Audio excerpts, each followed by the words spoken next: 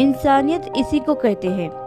एक डॉक्टर को जैसे ही एक अर्जेंट सर्जरी के बारे में फ़ोन करके बताया गया, वो जितना जल्दी वहां आ सकते थे आ गए।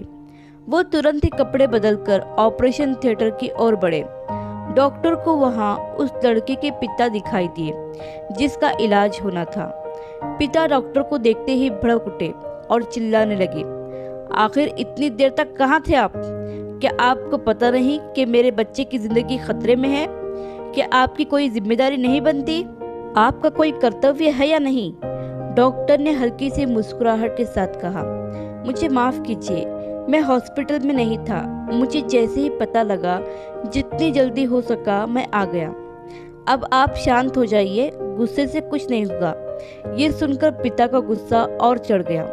भला अपने बेटे की इस नाजुक हालत में वो कैसे शांत रह सकते थे? उन्होंने कहा, ऐसे समय में दूसरों को संयम रखने का कहना बहुत आसान है।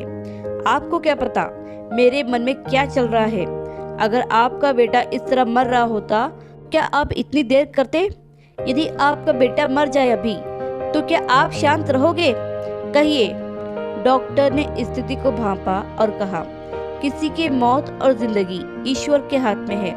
हम केवल उसे बचाने का प्रयास कर सकते हैं। आप ईश्वर से प्रार्थना कीजिए और मैं अंदर जाकर ऑपरेशन करता हूँ। ये कहकर डॉक्टर अंदर चले गए। करीब 3 घंटे तक ऑपरेशन चला। लड़की के पिता भी धीरज के साथ बाहर बैठे रहे।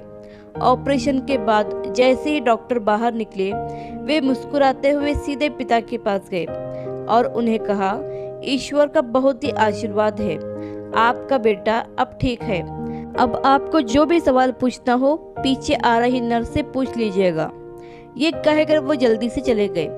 उनके बेटे की जान बच गई, इसलिए वो बहुत खुश तो थे। पर जैसे ही नर्स उनके पास आई, वे बोले, ये कैसे डॉक्टर है? इन्हें किस बात का इतना गुरूर है? इनके पास हमारे लिए जरा भी समय नहीं है।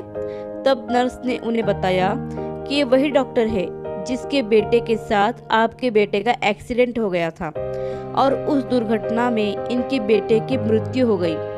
और हमने जब उन्हें फोन किया तो वे उसका क्रियाक्रम कर रहे थे और सब कुछ जानते हुए भी वो यहाँ आए और आपके बेटे का इलाज किया।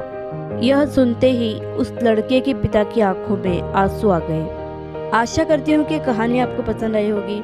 कहानी पसंद आए तो लाइक, सब्सक्राइब और शेयर करें और इस कहानी पर आपकी क्या राय है हमें कमेंट करके ज़रूर बताएं।